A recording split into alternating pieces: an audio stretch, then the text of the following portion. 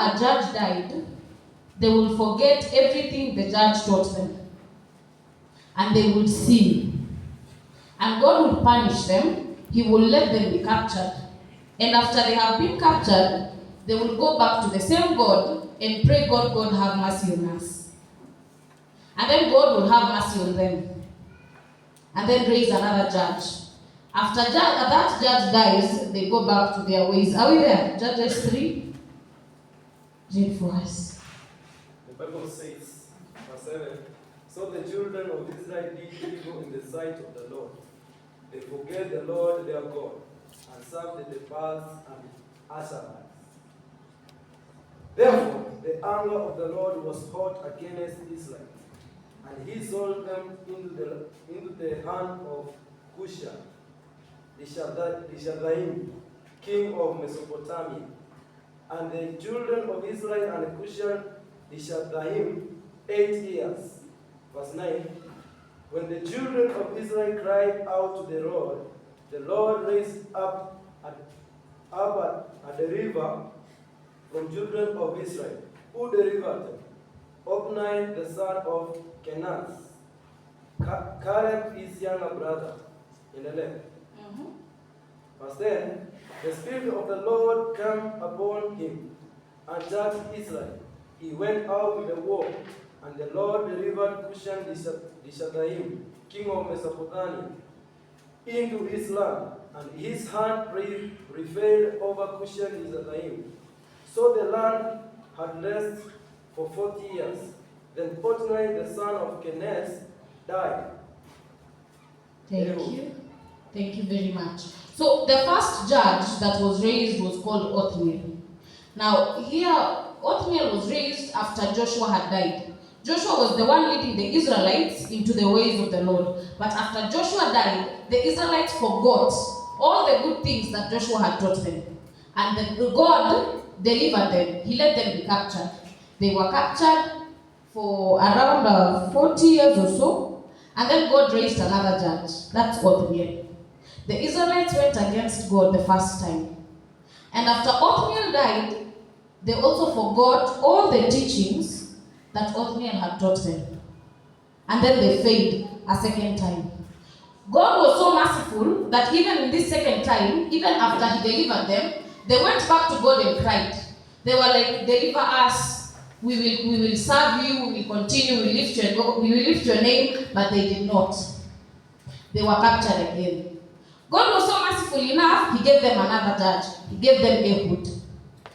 Ehud delivered them, they lived in the ways of the Lord, but after Ehud died, the Israelites forgot again what God had done to them. They were captured.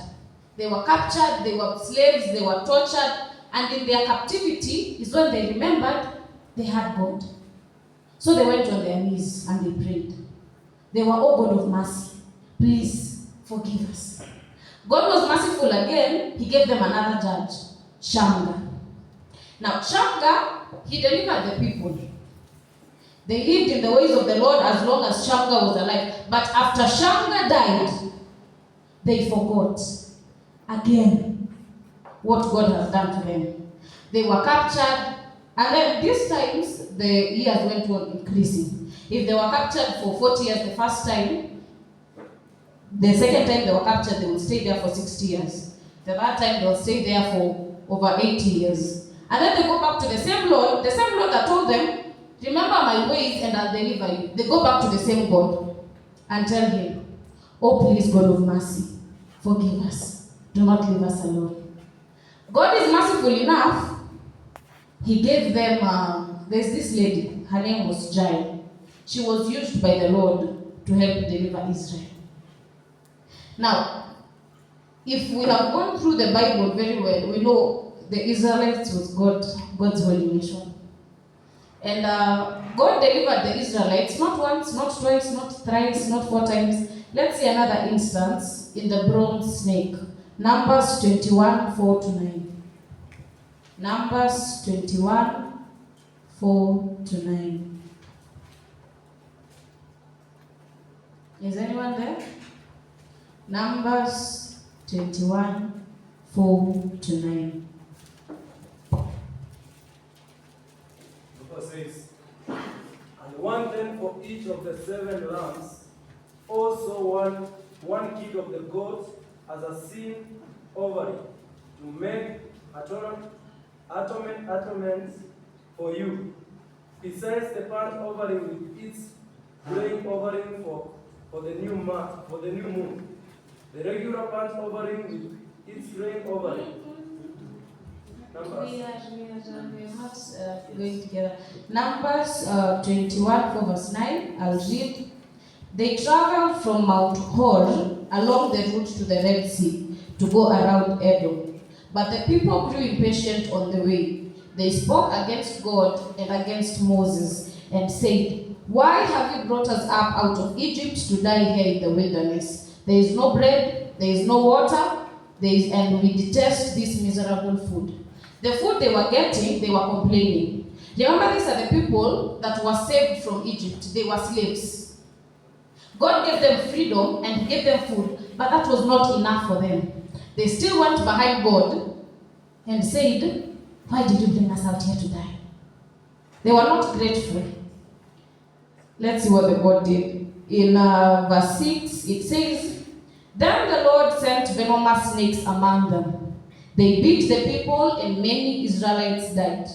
The people came to Moses and said, 'We sinned when we spoke against the Lord and against you.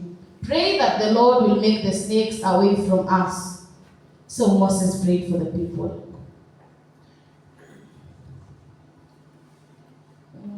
The Lord said to Moses, "Make a snake and put it on a pole.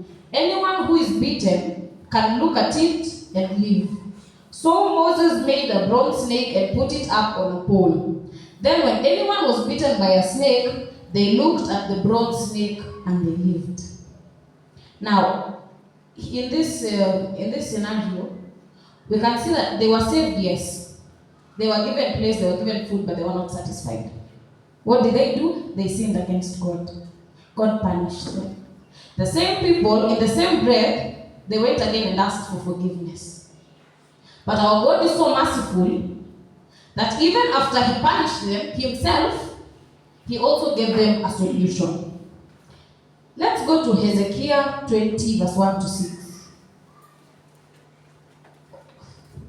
Forgive me. Before we go to see how Hezekiah was added years, let's just finish with the Israelites. Let's go to Exodus 32, verse 1. Exodus 32, verse 1.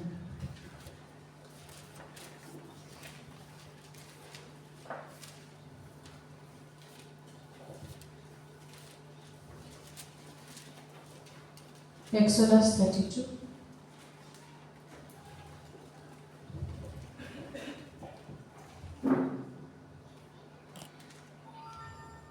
Are we there? Exodus 32, verse 1. This is the golden calf, where I think we all know this story.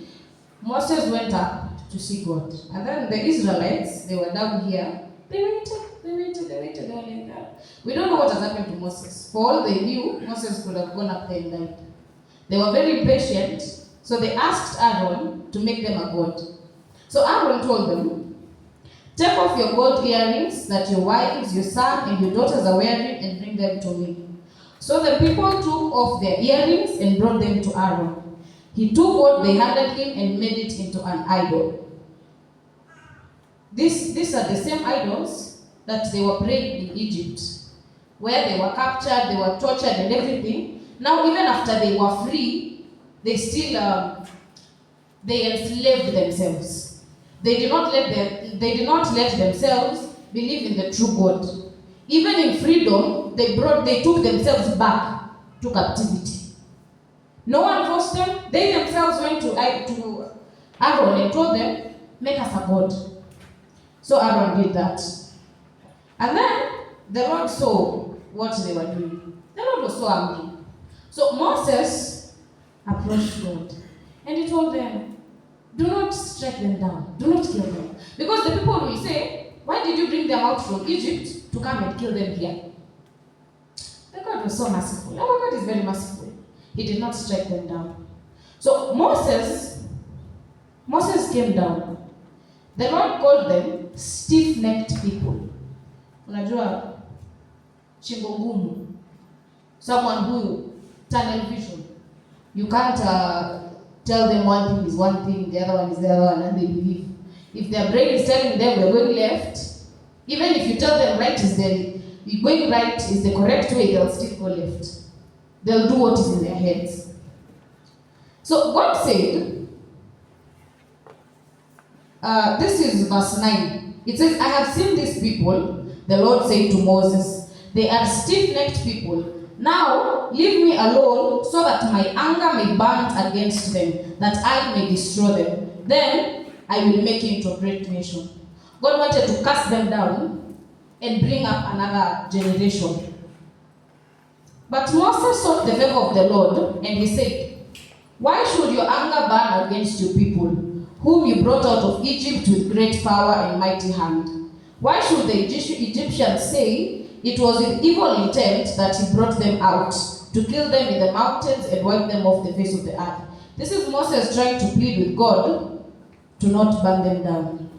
Now, Moses was given the 10 Commandments. He went down to see the Israelites, and then he found them worshipping the idols. We all know what happened. He broke the tablets. Now, when Moses came down, he had some voices.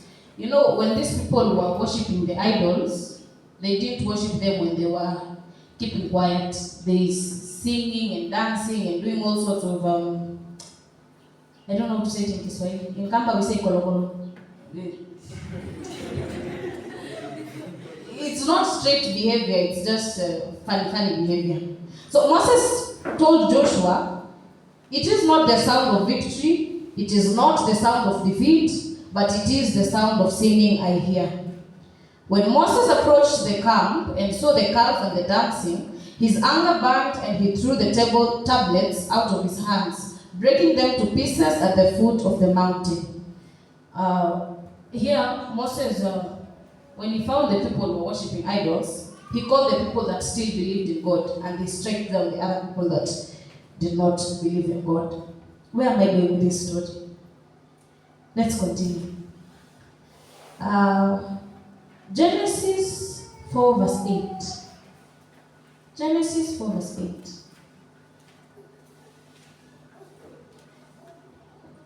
Genesis 4 verse 8 to 15. Are we there yet?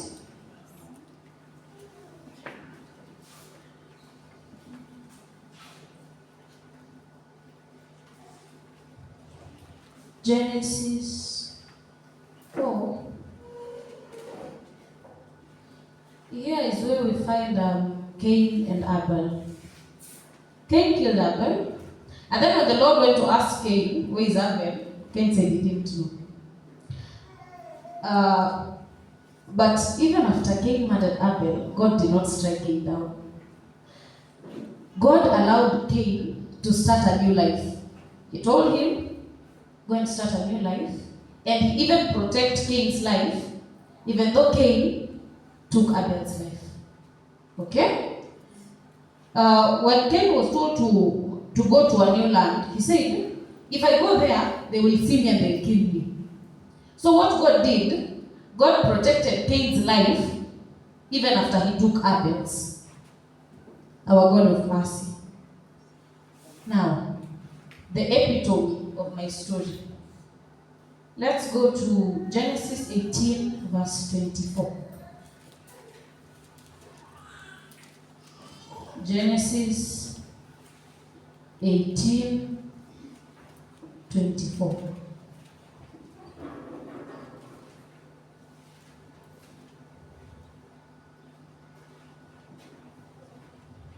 Sodom and Gomorrah. Genesis 18 verse 24.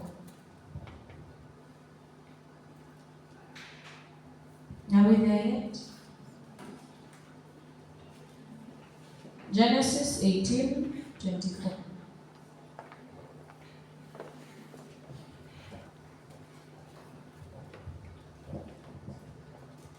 Genesis 18:24.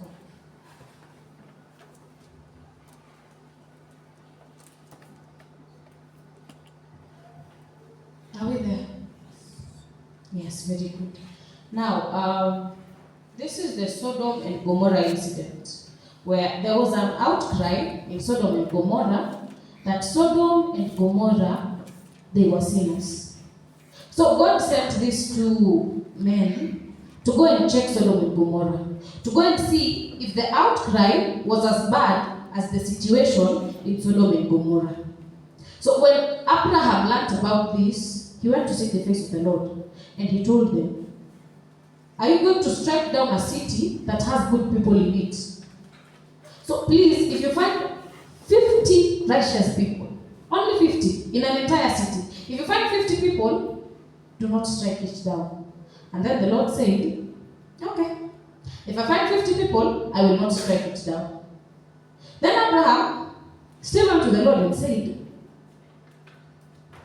not to be a bother, but if there are 45 righteous people in an entire city, if there are only 45 people who are righteous, do not strike Sodom and Gomorrah down. And the Lord said, yeah, so be it. Abraham went to the Lord again and told him, what if there were 40? What if only 40 people in an entire city were righteous, and then the rest were not? Please don't strike it down. Our good Lord, good of mercy, said, if there are 40 people who are righteous, 40 people who are serving the Lord, I will not strike Sodom and Gomorrah down. And the Lord said, yeah, fine, so be it. If I find 40 people, 40 righteous people in an entire city that are righteous, I will not strike it down. And then Abraham saw, maybe 40 is a little bit too much. Maybe the people who are righteous are 30. He went to the Lord and told him, if there are 30, if there are only 30 people, spare the entire city. Do not strike a city down if there are 30 people who are righteous in that city. Our God of mercy said, okay, fine. If there are 30 people who are righteous in the city, I will not strike it down. Again, Abraham went to the Lord and told him, what if there were 20? What if only 20 people were righteous? Will you strike it down? And then God said, no. If I find that there are 20 people who are righteous, I will not strike it down. Abraham went again and said, you know, if there are 10 people, only 10, if there are 10 righteous people, do not strike Gomorrah down, please. Our good Lord, the Lord of mercy, said, okay, fine. If there are 10 people, 10 righteous people, I will not strike Sodom and Gomorrah down. So if there were 10 people, 10 good people in Sodom and Gomorrah will not have been stricken down. But there were none. God was willing to go down from 50 all the way to 10 to spare an entire city for 10 people. And that city was not even worth the mercy, because those 10 people were not even there.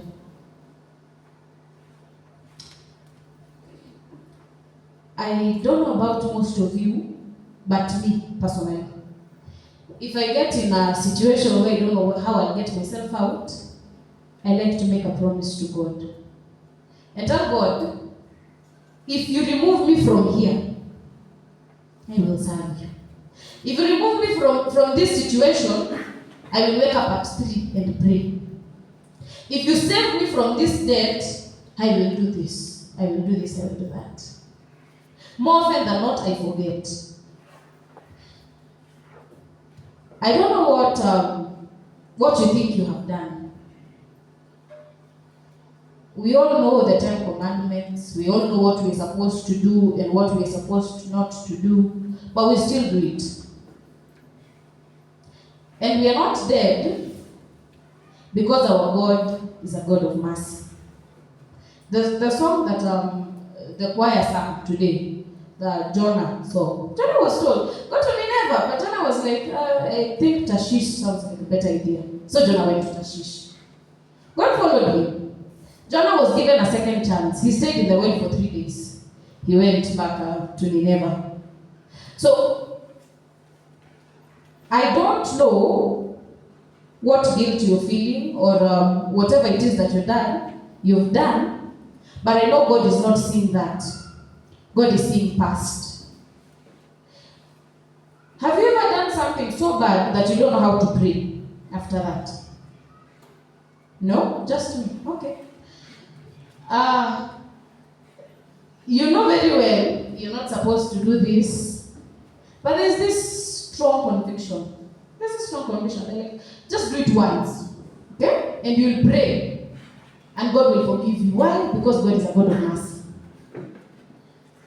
You do it, and then you come for prayers. And then they say go before the Lord, and you don't know how to go before the Lord. Because you know when God sees you, He sees what you've done. And to make it worse, the preaching that happens on that day is speaking to you. They say, oh, you see a vision, you wake up, you say God is lying, and it is you. You convict yourself. Nehemiah, give me a sin, a random sin. A random sin. Lying. Very good.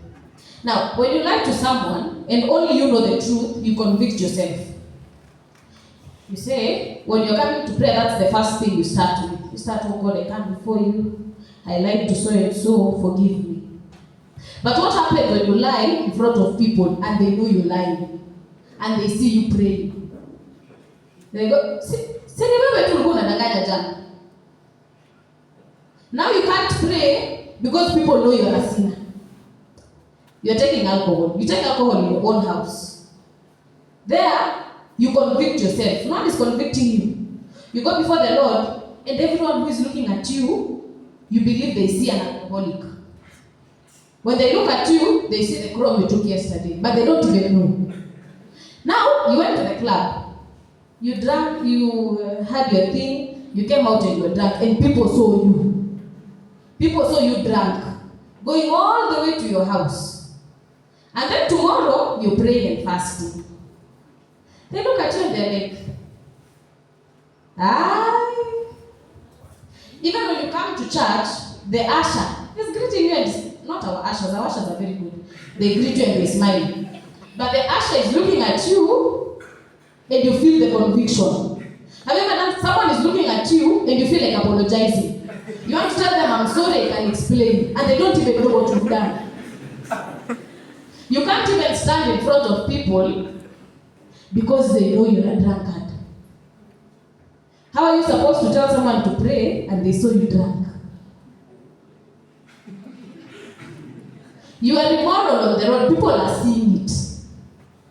Wanakuona wanasema, huyu si ndio msichana anafuta bangi. But even in the church, I'm not so proud of saying this, but Christians sometimes forget that they are Christians and they think they are Christ. And not in a good way. They judge you. They see you coming to get saved, and they're like, huyu pia anaokoka. And they're supposed to bring you to Christ, but they are judging you. Wanakuona wako, kama huyu ndio anaimba siendikani. Tunalewa na wewe alafu unakuja kutuimbia. I am not encouraging this behavior. I just want to let you know that God does not see you the way people see you. When God looks at you, He doesn't see your drunkenness.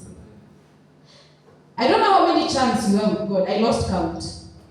I don't know how many chances God has given you, but He's not giving up on you. The Israelites, they're still God's holy nation, but we have seen not once, not twice, not thrice, not 4 times, but more times than I can count with my fingers. Now, when Christians see themselves as Christ, even Christ Himself did not see sinners. There was this very tall man in Luke 19:1-10. Luke 19:1-10. God was passing, and there was this very tall man that was seeing God better, was seeing Jesus better than everyone else. His name was Zacchaeus. So Zacchaeus, he was a very short man. People did not like Zacchaeus. And they did not like him because he was short. It had nothing to do with his height. They did not like him because he was an extortionist. Ni kama kanjo wa saa hii. They're supposed to take 10 shillings from you, but they take 100. What will you do? Nothing. You'll just cry. So when people saw Zacchaeus, walikuwa wanachoka. Shana mtu unachoka maini. Unaona tu unachoka. Change your ways. You're not supposed to see someone and get tired. But people saw Zacchaeus and they did not like Zacchaeus. Nobody liked Zacchaeus. They saw Zacchaeus and what they could see is an extortionist. Zacchaeus, short, extortionist, hated. He climbed a sycamore tree. He climbed to see Jesus. So he climbed, he saw Jesus. And when Jesus got to Zacchaeus, Jesus saw Zacchaeus. He saw Zacchaeus as Zacchaeus. He didn't see Zacchaeus as a short man. He didn't see Zacchaeus as a hated man. He didn't see Zacchaeus as an extortionist. Jesus saw Zacchaeus. And he went in with Zacchaeus. Jesus dined with Zacchaeus. The same Zacchaeus that people don't like. But it doesn't matter to God. Jesus does not see that. People were, of all the houses, he could go in and die. He chose Zacchaeus' house. Of all the people he would have gone with, he chose Zacchaeus. And Jesus told them, a doctor does not see people who are well. He sees the sick. Salvation did not come for the righteous. It came for the sinners. And let us be honest, no one is righteous. We are all sinners. But we are judging people for sinning differently. You lie in your own head, but then you judge your sister for lying out loud. You drink in the house, but you judge your brother for drinking on the road. You are all sinners. And if we have read the Bible, if we know anything about the Bible, we know there is no greater sin and there is no small sin. There is this man, he's called Hezekiah. God told him, you're going to die. And then he went to God and told him, you remember all the things I've done, I've been good, I've helped the sick, I have prayed. Our God of mercy gave him a second chance. He said, now you live for 15 more years. Hata ukuwe mbaya aje, there's one good thing you've done. Hata ukuwe unaua watu, there's one good thing you've done. Umechotea jirani yako maji. You fed someone who was hungry. There's one good thing you've done. Now, when people are prosecuting, you just go to God and remind him that one good thing. And we have seen that before God destroys a man, he first turns to his seat of mercy. I don't think there is a big number here who don't know me. So,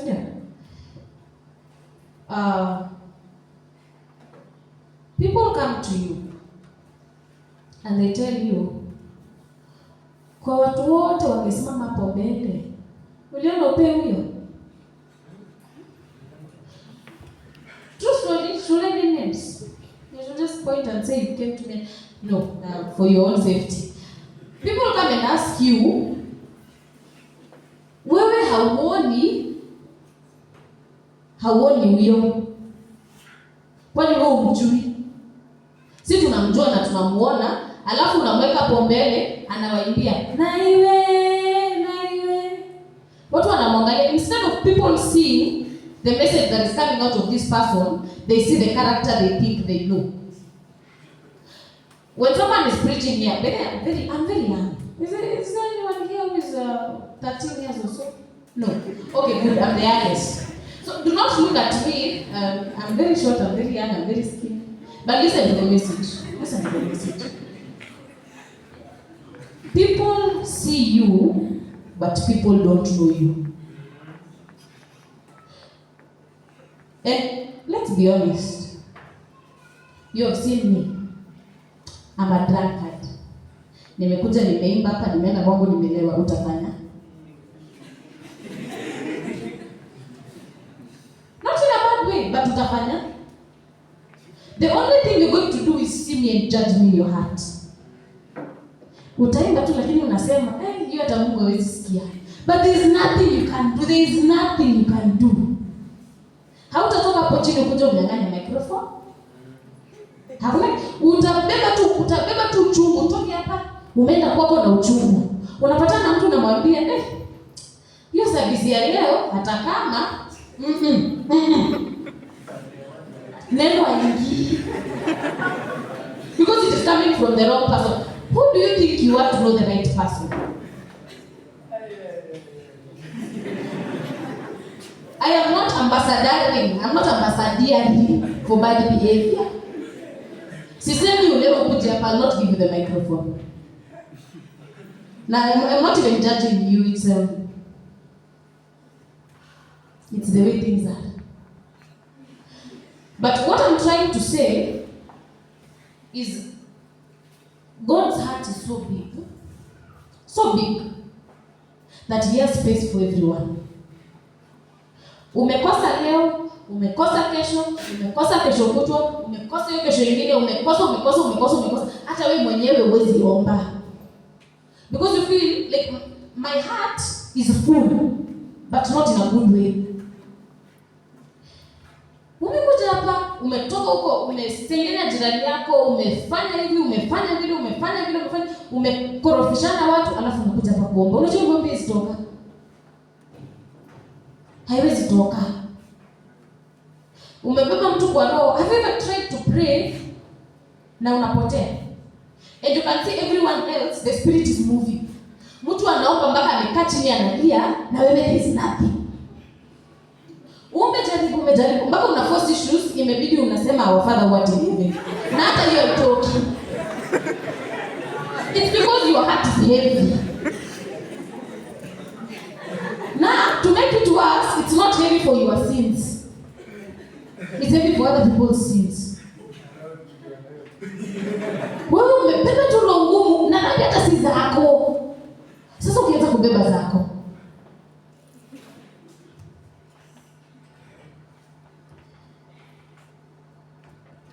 I wanted to say something, it has just poof. It has gone from my head. Imepotea. What was I trying to say? Oh! No, very nice. So, what I'm trying to say is you don't know people's relationships with God. The same way with earthly relationships. Unaona, let me use Nehemiah is a very good friend of mine. Let me use Nehemiah and Jacqueline. You don't know their relationship. Ushaona the two people who are in a relationship wanakosana, unawa-advise. Alafu wanarudiana. Unabaki ni wewe roho chafu. And you are trying to help. So, the same way you don't know the relationship of someone with their God. Wewe hujui, yeye akienda kwake anaambiana nini na Mungu, wewe hujui. Wewe unamuona tu hapa, you don't know where God has brought this person from. You don't know what God has done to this person. What you think your relationship is the same like someone else's relationship. Wewe umekaa tu unaona vizuri, Nehemiah anachapa Jackie. Amempiga ameumiza Jackie na ameenda hospitali. Mpaka umeleta polisi ile katikati. Kwambia tafadhali tenganisha watu, msichana atakufa. Alafu kesho unapata pamoja, alafu anakuangalia hivi.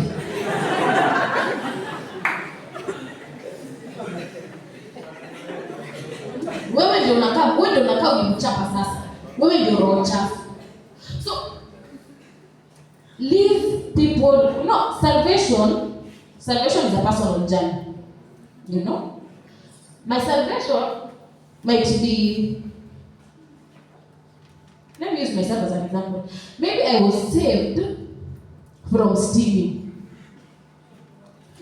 So I made an agreement with God. If you are able to break this stealing cycle, I will be in the praise and worship.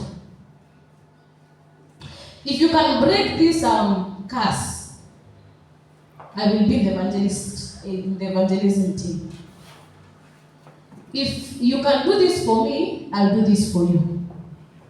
Or maybe my sacrifice was this small. I said, if you are able to stop me from stealing, I will never steal again. Now, if I do this sin and I don't steal, in my heart, I am still saved. I don't know if I'm making sense. Am I making sense? The things I do to feel righteous are not the things you do to feel righteous.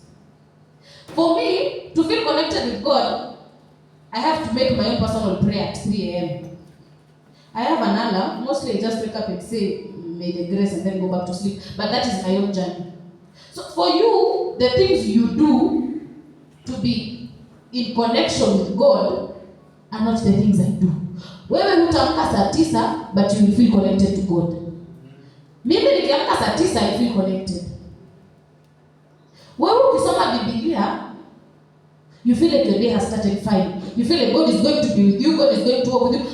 But for me, kusoma Biblia haitoshi.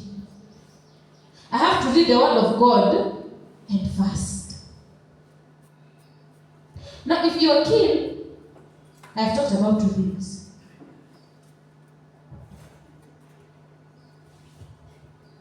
Okay, you are not keen. I've talked about God of a second chance and your personal salvation. Back to God of another chance. Now, all these people who are given second chances, they did just sit down and receive a second chance. Let's take Zacchaeus for example. He would have said, if God wanted me to see Jesus, he would have made me tall. If I was supposed to see Jesus, then God would have made me in such a way that wherever I am, I see Jesus. Like you're failing and you're saying, if God wanted me to pass, angeniomba mwerevu. If God wanted me to sing, angenipea sauti. But one thing, if God did everything for us, we won't know the value of having what we had. So let's take Zacchaeus for an example. He chose to climb that sycamore tree. And it is through the climbing that Zacchaeus was saved. The Israelites, they didn't just fail and wait for God to see through their hearts that they are sorry. They lifted their voices up and prayed. And it was through that God saved them. In this bronze snake, in the same breath, these people cursed God. But after cursing God, they didn't just keep quiet. Because God is not waiting to see in your heart. Because they were sorry in their hearts. They were very sorry. But it didn't stop there. You are sorry in your heart, but what are you doing? God is not going to give you that second chance in your own house. You have to take that first step, and then God will be merciful from there. Have you ever heard the God helps those who help themselves? Hey, please, no, jamani. Have you ever heard the saying God helps those who help themselves? Very good. Now, Cain, after killing Abel, he told God, if you let me go, those people will kill me. And then God saved him. The Israelites, they went to God and told them, we have sinned and we know we have sinned, but please forgive us. And God forgave them. There is this fine couple, Ananias and Sapphira. They went and sold their piece of land and then they hid the money. The husband went fast, Ananias. And he was asked by the apostle, is this everything? And he said, that is everything. And he was stricken. He was he was struck down. When Sapphira came in, the apostle told him, you see, the feet of these men are from burying your husband. But Sapphira, she tested God. She still died. And what happened to her? She was stricken down, like her husband. So if God gives you the second chance, and you don't see it, you will die. Not literally, spiritually, you will die. Jonah, he prayed to God. And God was faithful. When he was thrown from the boat, he didn't meet a shark. He wasn't killed. But God saved him. God gave him that way. So what would have happened if Jonah didn't ask for the second chance? He would have been thrown overboard and he would have died. These Israelites, the same ones that used to curse God, what do you think would have happened to them if they didn't go to God and tell them, we know we have sinned, please forgive us? God wouldn't have forgiven them. God doesn't wait to see through your heart. You have to show him.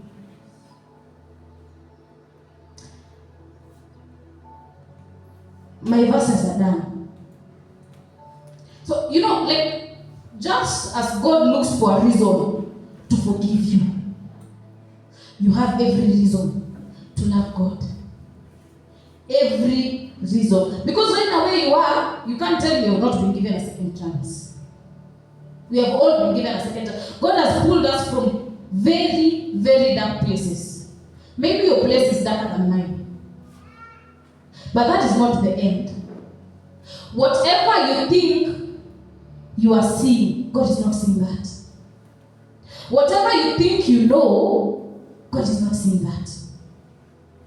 For whatever you have said, heard, thought, done, that is so wrong, that is making you convict yourself. See it, majirani. No one is looking at you and telling you you are a sinner. You yourself, from the bottom of your heart, you know I am a sinner. You can't even go to church because your heart is full of your own sin. You are convicting yourself. But what you are seeing, God is not seeing. God is looking at you and he's seeing an opportunity for a second chance. You have a second chance right in front of you. But if you don't reach out and grab it, you will not get the second chance. If you don't release your heart and say, I know I have done this, I know I have done that, I know I am this, I know I am that. They say our God changes stories. But he will only change the story if you allow him to. There's this very beautiful verse from Matthew. They ask and it shall be given. If you don't ask, it will not be given. If you don't seek, you will not find. If you don't knock, the door will not be opened. There's this very beautiful verse that says, God is at the door. Let him in. People don't force salvation on you. There's no way a pastor will come to you and hit you and tell you, be saved, be saved, be saved. God is at the door, but he will not enter without your consent. And how do you consent to that? You are the one who knows. How will you let God in? You are the one. I will not come and tell you, let God in by praying. Let God in. What am I saying? Let God in by praying. Let God in by fasting. Let God in by giving. It is inside your heart. You are the one who knows how you will let God save you. You are the one who knows how you will let God give you that second chance. Am I talking to someone?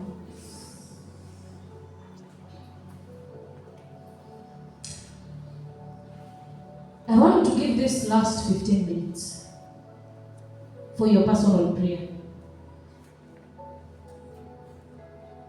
I would like us to stand up. Not now, just in a minute. I would like us to stand up and pray to God however you know.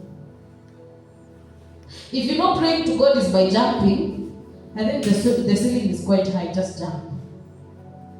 If you know praying to God is by lying down, I think our floor is clean.